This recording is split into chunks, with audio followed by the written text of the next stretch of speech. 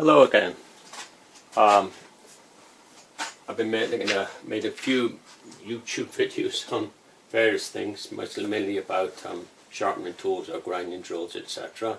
And I said in one or two of them that I used what I call sandpaper files, and that I would make a video demonstrating how to make one and what you can use them for and the best way to use them. So it seems to come to the time when this might be the best time to do it. So I'll just show you today how I make these sandpaper files, how I'm the grit, the number of grit numbers on them, and the best ones to use. So here goes. So here's the sandpaper file. This is the courses I use. Is 240 grit. Goes up from 240 to 600, from 600 to 1000 grit, from 1000 to 2000, and from 2000 to 3000. Now you'll notice that as they go up higher, the gap, there's 1000 grit between there, and there's only 400 grit between there, because as you get finer and finer, then you can make a bigger space in the grit size. So here we are. So there's a 240 grit, and the way to use them is that you use them for sharpening any tools, but I use them for billocks and I don't use them for sickles and scythes and that, but axes and things like that. And the way you use them is you catch hold with the file like that in a normal way. This is an oil stone. It's a canoe stone. It's lubricated by oil, and you use it like that. The one end goes on your hand like that, and the other is on there, and you just grip it like that. And if you wanted to sharpen something, you wouldn't sharpen it with an oil stone, but you go like that, and you use the whole of the stone, and the same up there. But normally I just go one way, and I'll explain that a bit later on. This, for instance, is cigar stone. Now this uses water as a lubricant, and that's another thing altogether. So we'll just forget about those, and we'll concentrate on the sandpaper files, which is finishing them off to a nice fine finish. So what I've done those so far. What I'm doing is changing the pads, which is the sandpaper itself, and I've changed them. I got one left, which is 1500 grit. I've got it out here. It's 210 mil long. No, 280 mil long, whatever.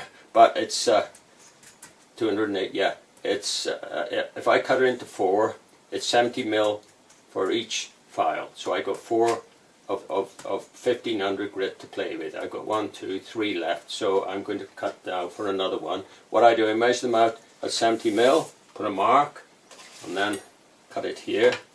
Just put a straight edge on there. I suppose that would cut it too blunt, but we got a knife here. If we do that,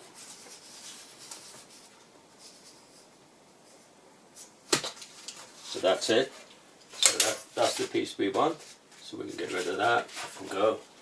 And then what I got to do now is put that into one of those sandpaper files.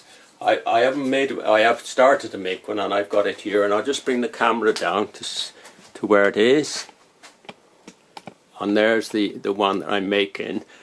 What I've done with this, I've cut it to size, not quite sure, there's 25 mil across, and I think it's 14 mil deep. It's 2 pieces of mahogany that I've got, and I've almost got it to 25 mil. I've made a mark halfway through the 25 mil line, and I put some spots for the screws to hold them together. So if I now just take a couple of shaves off that with the plane, that should be close to 25 mil. Make sure that's real tight. Let me just have a look. It just wants, I can feel that one's cleaning down because it's a little bit rough, so we'll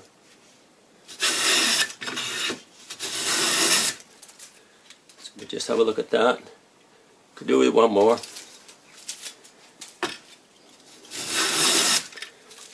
Just have a look again. Just one more. Now that should be 25mm. Now then, what I've done, as I say, I put a mark halfway along it at 12.5mm, if you like, and put 3 points where I want the screws to hold it together. So I can now I've got that, and I know that that's square top and bottom. That's a good start. So now what I'll do, the next thing I'll do is countersink where the hole's going. Oh, this drill, by the way, is been ground by myself, whatever, to about 80 degrees included angle, which means that grins. It's normally 120, but I brought it down to 80 degrees. The reason for it being 80 degrees is that the screws then are about 80 degrees, and they will fit comfortably in the hole and be bearing all along the countersink or sunk surface. So if I just put it like that, now what that does, you've already got now a point. It's already countersink ready, and then just with the other drill I'll open out that hole to the depth to the first one.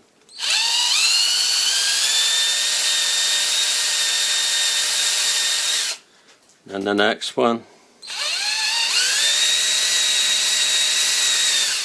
And then just put another drill in just to relieve for where the screw is going to be.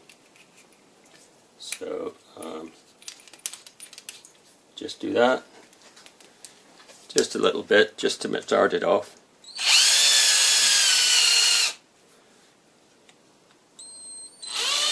I can't get in that one. So there we are. So put the screw in then, and we'll set that up. All right.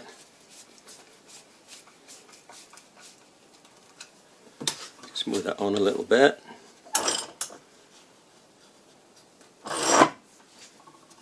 That's okay. Bring that to there. Yeah. We're in, by the way, so we just take it in a little bit. That's enough. Just put the screw in again, and then we got one for the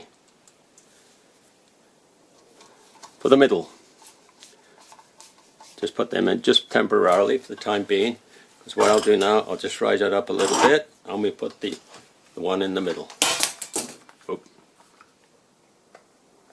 That's it. That's about right.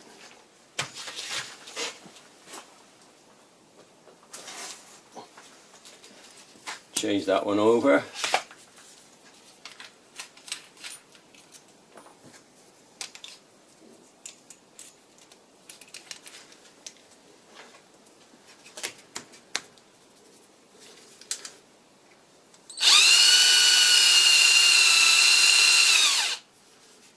And relieve the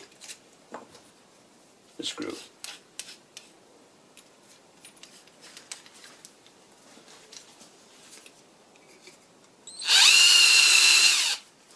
Just to start it off, pop that in.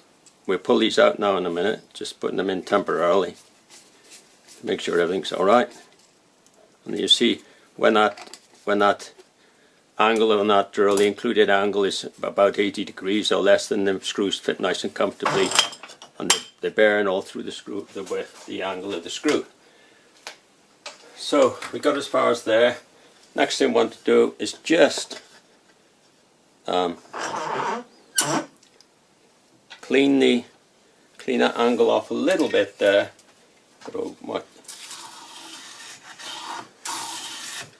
Just to take that edge off with the other side.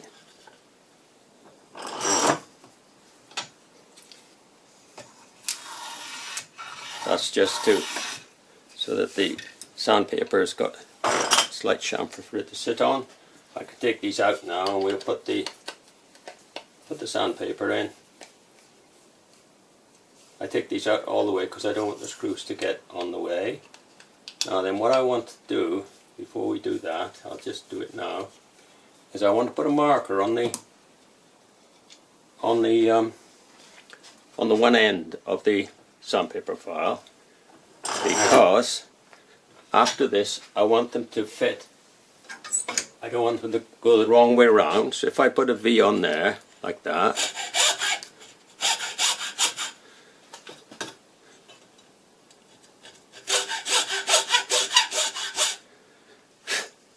and then when I take them to pieces, I know that they will go back the right way around. So that's sorted. So the sheets that you buy are 280mm. That's a sheet of darker sandpaper. Comes in loads, size as 240. Grit goes up to 3000. Actually goes up to 7000. But I finished at 3000 because that's plenty fine enough. You know, you can get as much as you want. The 3000. To go beyond that isn't a great deal. As I say, it goes up in sizes, and I've got 6 of them. It goes from 240 to 3000. So what I do, I cut a 280 sheet, and I get 4 sandpaper files, or 4 goes with that type of sandpaper file. So if I cut them at 70mm each, then that's it. I've got 2 left on this little sheet, so what I'll do, I'll cut them in half to get 70. Let me just put that on there. I've got a little mark here somewhere, and there it is up there. How's that? That's pretty good. Just like that, get an old knife, cut along it.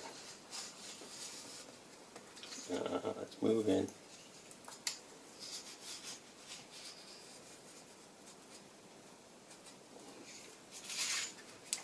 So that would then make 2 sandpaper files. I'll put that back into stock along with that one. And what happens then, it goes round. This is one I was just making, I was starting to show you about, and I got called away. So that then would wrap around that like this. You wrap it round, put it there, turn them up, squeeze it so that it just fits like that. And then you don't want it to touch the screw, because otherwise it pushes the sandpaper out. You want it as tight as you can around the block, and that is your file end, see? So let's put that roughly center. There we are. So now then we should have, yeah, here's the cover of this one. I marked it 1500. So what we do then is, when you've got it like that, what I do is just hold it like that, and then I put it on the end. I take them out because they sometimes catch in the sandpaper, drag it along, and just slide that along, holding so that it doesn't spring out, and you've got to do it all again, which is not unknown.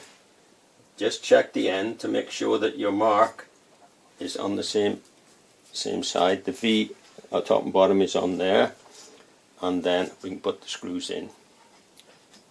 So we just do that now. And that should be it.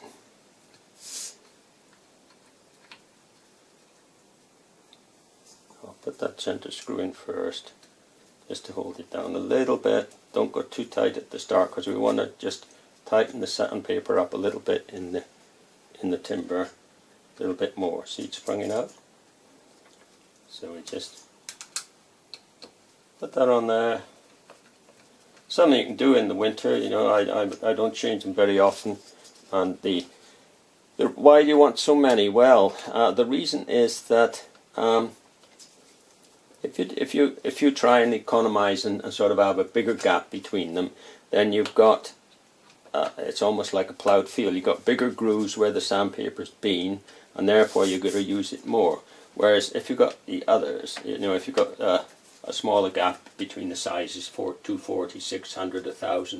I'm going to put a 1500 there, 2000 and 3000. This is the 1500, and that's what I find is the best. Then you only need to do about perhaps as many as perhaps 3 or 4 strokes on whatever you're doing with it, be an axe or whatever. Even just I even do the smoothing plane blade with it. Just I take it out, I grind it, and then to finish off I just use the sandpaper files, and it works very satisfactorily. So the best way to establish exactly how many strokes you want to do is to at least first, so you know how many you need to do. You don't want to do too many, because once you, if you're done, say, a 240 grit, you've got like a ploughed field, and you've got that. If you look at under your little magnifying glass, whatever, and you look at the work, let's see, say that knife, for instance, you can look at that, and you can see, and then you can see where the strokes have been, and you know that you've got to get rid of that. Now then, once you got down, you've got rid of them strokes. There's no point in carrying on with that file. You then go to a bigger grit file, because then you're getting rid of them strokes, but you're doing it with a finer file, and therefore the next strokes will be finer. And then you go to that one, and then the next strokes be finer still. So you're using them very economically. If you were to use this and do 50 strokes, all you're doing is repeating the grinding away excess metal. I mean, there's no need to do it. So what I suggest you, and I have done in the past, is that I look. If I use that on this, I would just do this. Just establish. Now if you look at that, you should be able to see those strokes. I mean, there's very fine work here, but that's been done, I think, with a Blaze grinding disc. You know, the Blaze, the orange ones, are very effective, but they're quite rough. Like going over there, we use them sometime. And so, but once you get to that thing, then, if you sort of to use 5 strokes, and then you look and you see that you've got rid of the coarser strokes, then you can go to the next one, 600, and then see if you can get rid of the 240 strokes. So you just live with the 600, and then you go to the 1000, and you carry on, and then you can just think, well, after every 5 strokes, you find that you've taken away the old work, and therefore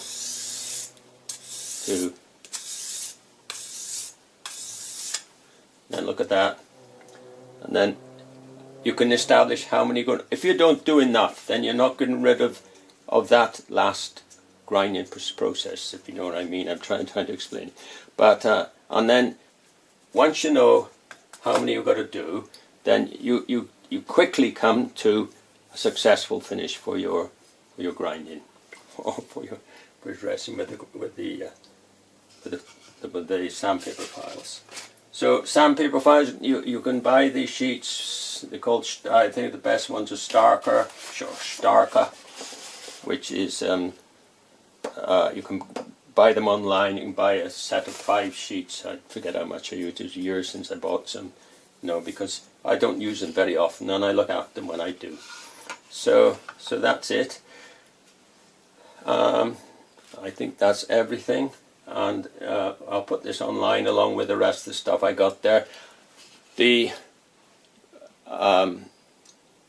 you look to on the screen, there's a little subscribe button, and you can see what I'm saying about grinding drills and flat faces and whatever, and you can have a look at them. Some of those videos I'm not very happy about. Well, I'll probably redo them and make them a little bit more explanatory, and we'll take it from there. So I hope that establishes what sandpaper files are and what they do. And if you do use it like that, just use the whole of the file from there to there, 2 pressure points, there, grip, there, and just go the whole of the file, so that you don't throw it away, and this piece is still good and that piece is still good. You want to wear the whole of the file out at the same time. And you can also go that way if you want to.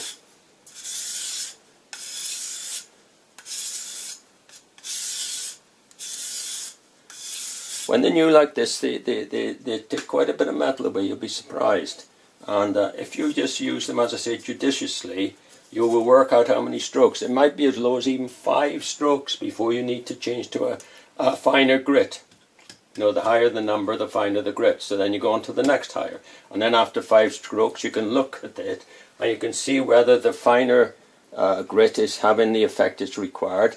Don't use them to excess, because once you reach the the old grinding marks, then you're just wasting wasting the sandpaper file. So it's better to straight and then work to this thing. And if you work to a sequence, 6 with that, 6 with that, 6 with that, 6 with that, 6, and then you can see on that then at the end should be a fine finish equivalent to the 3000 grit. So that's the best way to describe it. Okay, I hope this gives you some explanation of, and sometime later on we will, I'll include it in one of my videos, perhaps to do with grinding tools. Okay, bye.